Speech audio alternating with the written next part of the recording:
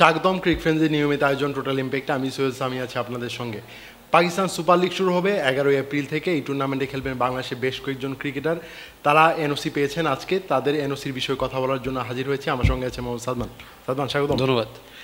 পিএসএলে বাংলাদেশের ক্রিকেটাররা আসলে এতজন ক্রিকেটার কোনো সময় আসলে সুযোগ পাননি। এবার বেশ কয়েকজন ক্রিকেটার আসলে খেলছেন। তারা এনওসি পাবেন কি পাবেন এটা নিয়ে আসলে একটা সন্দেহ তৈরি হয়েছিল, যেহেতু বাংলাদেশ এপ্রিলে জিম্বাবুয়ের বিপক্ষে 2 ম্যাচের টেস্ট সিরিজ খেলবে। সেখানে দুজন ক্রিকেটারের প্রায় খেলার সম্ভাবনা ছিল, কিন্তু তাদেরকে আসলে এনওসি দিয়েছে বাংলাদেশ ক্রিকেট বোর্ড। যদি বলতেন যে তাদেরকে যে এনওসি দিয়েছে এটা আসলে কতটা এফেক্টিভ হচ্ছে। আর এটা নিয়ে কিন্তু কথা হচ্ছিল যে তাদের এনওসি দেওয়া হবে নাকি হবে না, কারণ আগের বোর্ডগুলো যখন খেলা হতো তখন কিন্তু ফ্র্যাঞ্চাইজি লিগে সুযোগ পেলেও এনওসি নিয়ে একটা ঝামেলা থাকতো। ন্যাশনাল কমিটমেন্টের কথায় তারা এনওসি দিত না, কিন্তু এই নতুন বোর্ড আসার পরে কিন্তু প্রথম থেকেই তারা পজিটিভ ছিল যে আমরা যদি সুযোগ পায় কোনো প্লেয়ার তাহলে আমরা চেষ্টা করব যে যাতে এনওসি দেওয়া যায়। এই জন্য আসলে বিসিবিকে ধন্যবাদ জানাতে হয়েছে, তারা কথাটা রেখেছে। এবং যেহেতু আইপিএলে কোনো প্লেয়ার আমাদের নেই, নর্মালি একজন বা দুজন থাকে লাস্ট কয়েকটা টুর্নামেন্ট জুড়ে, কিন্তু এবার কেউই নেই। এবার পিএসএলেও অনেকটা সেই আইপিএল চলাকালীনই খেলা হবে, সেইখানে পিএসএল চলার সময় আমাদের প্লেয়াররা থাকবে। আপনি যেটা বলছিলেন যে জিম্বাবুয়ে সিরিজ হবে, সেই ক্ষেত্রে দুজন প্লেয়ার থাকার কথা। যেই দুজনের কথা হচ্ছে সেটা হচ্ছে লিটন দাস এবং নাহিদ রানা।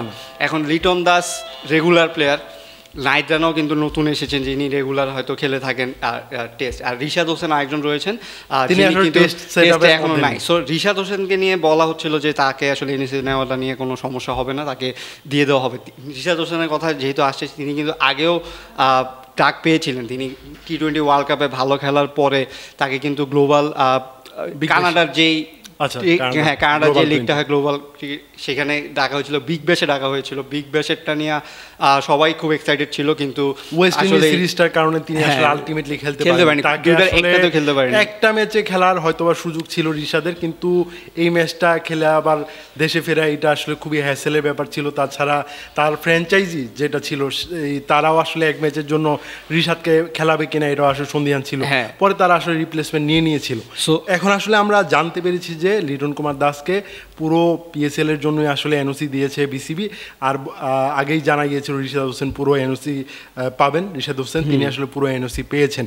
তবে নাহিদ রানাকে আসলে বেশ কিছুদিন পরে এই পিএসএল আসলে দেখা যাবে। 11 তারিখ থেকে হচ্ছে পিএসএল শুরু হচ্ছে, সেখানে এরপরে আর 4-5 দিন পরে আমার মনে হয় যে জিম্বাবুয়ে চলে আসবে, সো সিরিজটা শুরু হয়ে যাবে।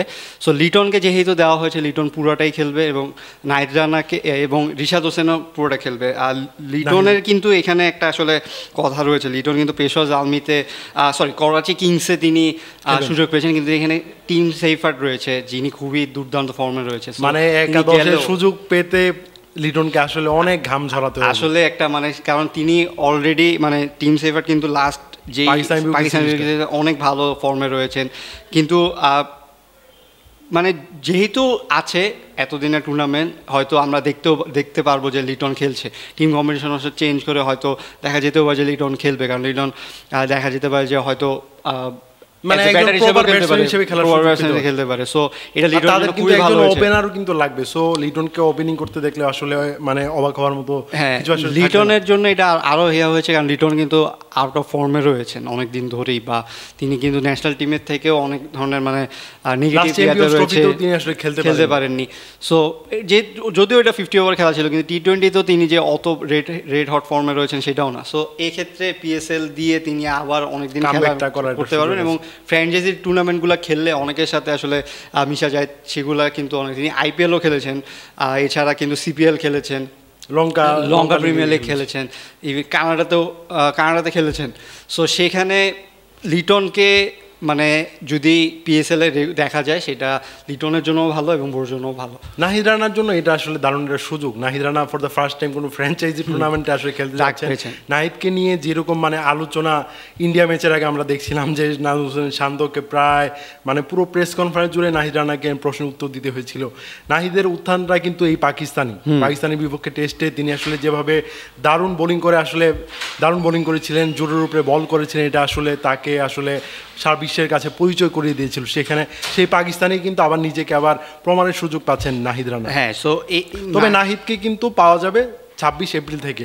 এর মধ্যে তার দল তার পেশোয়ার জার্মি, তাদের কিন্তু 4-5টা ম্যাচ কিন্তু শেষ হয়ে যাবে। সো গ্রুপ পর্বে হয়তো একদম অল্প কিছু ম্যাচে খেলার সুযোগ পাবে। যদি পেশোয়ার জার্মি যদি সেকেন্ড পর্বে যদি যেতে পারে, তারা আসলে বেশ কিছু ম্যাচ বাড়তি পাবে। সো নাহিদ রানা আসলে ওই প্ল্যানটাই করবে যে তার দলকে যেন সেকেন্ড রাউন্ডে কোনোভাবে শেষ ম্যাচগুলোতে পারফর্ম করে আসলে সেকেন্ড রাউন্ডে পৌঁছে দিতে পারে। হ্যাঁ সেটাই। এখন নাহিদ রানা তো আসলে যেটা বলছিলেন, পাকিস্তানে তিনি আসলে নিজেকে চিনিয়েছেন বা নিজেকে নিয়ে কথা বলেছেন, বা সবাই তাকে নিয়ে সেই সিরিজটার পরে কথা বলেছে। এখন কিন্তু পুরো ওয়ার্ল্ডে আসলে এরকম একজন পেসারকে নিয়ে কথা হওয়াটাই স্বাভাবিক। সো পাকিস্তান যেহেতু পেসারদের সবসময় একটা ভ্যালু দেওয়া হয়, সেখানে নাহিদ রানা যদি এটা খেলতে পারেন সেটা কিন্তু তার জন্য খুবই ভালো হবে এবং শিক্ষণীয় অনেক বিষয় হবে।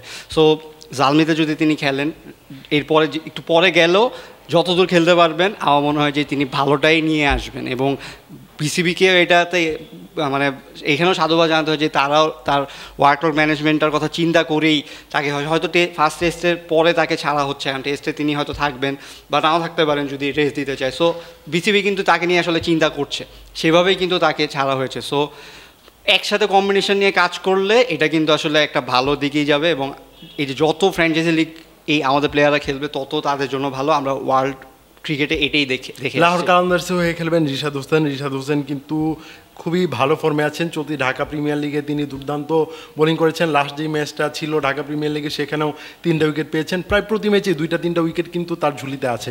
সো এই ফর্মটা যদি ধরে রাখতে পারেন, তাহলে পিএসএলেও কিন্তু রিশাদ হোসেন খুব ভালো পারফর্ম করতে পারবেন বলে আমাদের মনে হয়। হ্যাঁ, রিশাদ হোসেন কিন্তু আগে যেটা বলছিলেন বিগ ব্যাশে চান্স পেয়েছিলেন।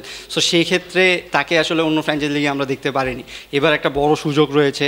আর লাহোর কালান্দার্সে যদি তিনি খেলেন, একটা লেগ স্পিনারের সবসময় একটা বড় একটা ভ্যালু থাকে। লাহোর কালান্দার্সের রশিদ খান খেলেছেন, তিনি কিন্তু অনেক সবসময় ভালো রিপ্লেসমেন্টটাই আসলে মনে হচ্ছে যে রিশাদ হোসেন তাকে রিপ্লেস করবেন। সো তিনি কিরকম পারফর্ম করেন, তার রশিদের মাপের পারফর্ম করে দলটাকে এগিয়ে নিতে পারেন কিনা এটা ঠিক না। রশিদও কিন্তু শেষে এসে মানে ব্যাট হাতেও কিন্তু ভালো খেলতেন। রিশাদও কিন্তু আমাদের ব্যাটিং অলরাউন্ডার বলা যায়, বা বোলিং অলরাউন্ডার আসলে তিনি আসলে বড় বড় ছক্কা মারতে পারেন।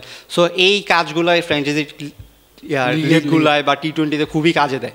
সো রিশাদের পিকটাও খুব ভালো এবং আমরা আশা করবো যে তিনি রেগুলার সুযোগ পাবেন এবং পারফর্ম করবেন। ধন্যবাদ সালমান আমার সঙ্গে। ধন্যবাদ দর্শক, ক্রিকফ্রেন্ডলি নিয়মিত আয়োজনে আমাদের সঙ্গে থাকার জন্য ধন্যবাদ। পরবর্তী কোনো পর্বে অন্য কোনো বিষয় নিয়ে আবার কথা বলবো, সে বন্ধু আমাদের সঙ্গে থাকুন।